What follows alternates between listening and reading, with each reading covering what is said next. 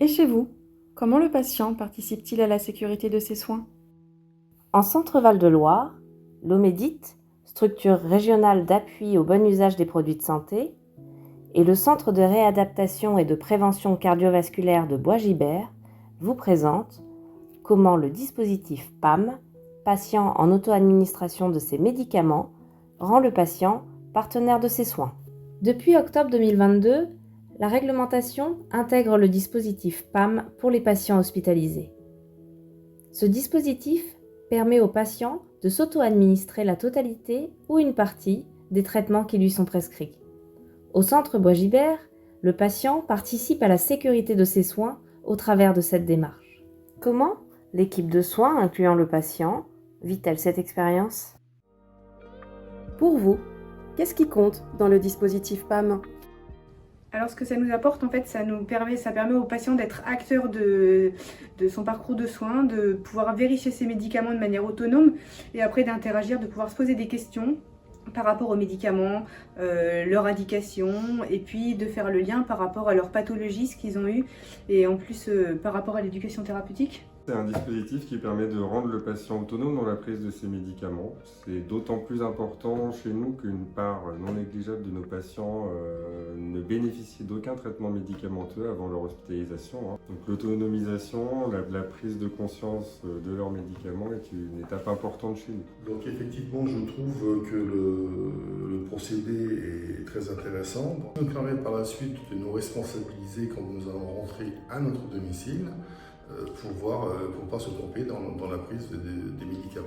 Alors au niveau de la gestion des risques, ce que je trouve intéressant dans le dispositif PAM, c'est que le patient participe à la sécurité de ses soins. Il devient une vraie barrière dans la phase d'administration de ses médicaments. Et que le patient il va devenir acteur de sa maladie et pas plus un simple spectateur. Donc c'est très important que ça fait un peu, je pense que ça fait partie aussi de l'éducation thérapeutique du patient.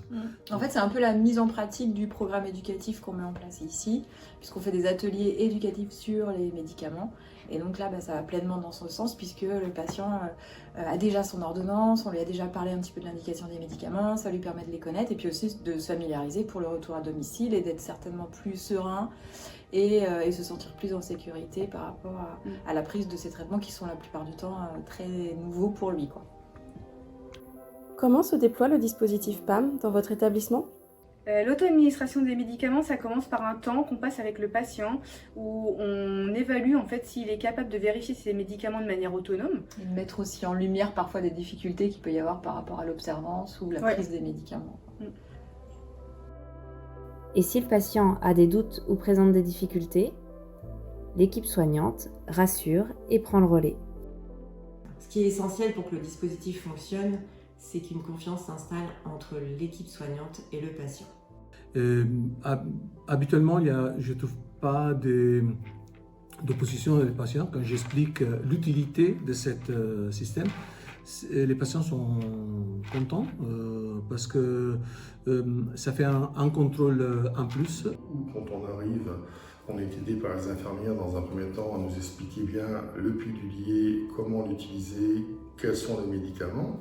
Les piluliers nous sont apportés dans la chambre au matin et complets et sont reprises par les infirmières le soir pendant les rondes, le lendemain matin. Et si erreur se produit, tout de suite le signaler pour changer ce qui ne va pas.